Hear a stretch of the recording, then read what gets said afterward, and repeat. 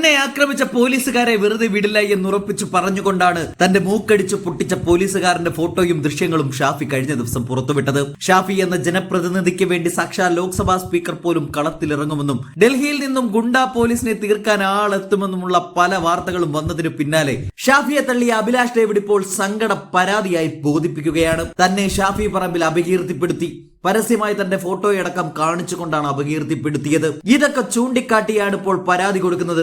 എന്നാൽ പോലീസ് വേഷമിട്ട ഒരു ഗുണ്ടയാണ് സത്യത്തിൽ ഈ പോലീസുകാരൻ. ഇത് പറയാൻ കാരണം മാഫിയ ബന്ധത്തിന്റെ പേരിൽ 2023 ജനുവരി 16 സസ്പെൻഷനിൽ പോയ പോലീസ് ഉദ്യോഗസ്ഥനാണ് അഭിലാഷ് ഡേവിഡ്. പിന്നാലെ ഇയാളെ പിരിച്ചുവിട്ടു എന്ന് വാർത്ത വന്നതാണ്. പോലീസ് സൈറ്റിൽ ഇയാളെ കുറിച്ച് കൂടുതൽ വിവരങ്ങളില്ല. ഇയാൾ ഉൾപ്പെടെ 3 പേരെ പിരിച്ചുവിട്ട ശേഷം സർവീസിൽ തിരികെ കയറ്റി.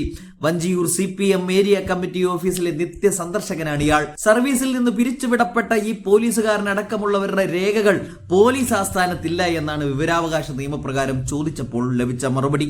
ഇത്തരം അക്രമികളായ പോലീസുകാരെ ആരും അറിയാതെ പുനർനിയമിച്ചുകൊണ്ടാണ് ആ രേഖകൾ പുറത്തുവിടാത്തത് എന്നായിരുന്നു വാർത്താ സമ്മേളനത്തിൽ ഷാഫി ആരോപിച്ചത്. തന്നെ ആക്രമിക്കുന്നതിന്റെ ദൃശ്യങ്ങൾ സഹിതമാണ് ഷാഫി പറമ്പിൽ MP ആരോപണങ്ങൾ ഉന്നയിച്ചത്. പേരാമ്പ്ര സംഘർഷ സമയത്ത് തന്നെ ആസൂത്രിതമായി ആക്രമിക്കാൻ ശ്രമം നടന്നുവെന്നും അതിന് നേതൃത്വം നൽകിയതും തന്നെ അടിച്ചതും ഈ ഉദ്യോഗസ്ഥനാണെന്നാണ് MP ആരോപിച്ചത്. അഭിലാഷ് ഡേവിഡിനെ കൃത്യവിലോപത്തിന് നേരത്തെ സർവീസിൽ നിന്നും പുറത്താക്കിയതാണെന്നും ഷാഫി ചൂണ്ടിക്കാട്ടിയിരുന്നു. അതിനുശേഷമാണ് വീണ്ടും സർവീസിലേക്ക് തിരികെ കയറ്റിയത്. ഇയാൾ അത്ര നല്ല ട്രാക്ക് റെക്കോർഡുള്ള ഉദ്യോഗസ്ഥനല്ല. ദുരുദ്ദേശപരമായിട്ടാണ് ഇത്തരം ഉദ്യോഗസ്ഥനെ കോഴിക്കോട് റൂറലിലേക്ക് കൊണ്ടുവരുന്നതെന്നും MP ആരോപിച്ചിരുന്നു. ഇക്കാര്യങ്ങൾ ചൂണ്ടിക്കാട്ടി പിന്നെ MP പരാതി നൽകുകയും ചെയ്തിരുന്നു. എന്നാൽ ഇവിടെ CPM-ന് വേണ്ടിയാണ് പോലീസ് പണിയെടുത്തത് എന്ന് എല്ലാവർക്കും അറിയാം.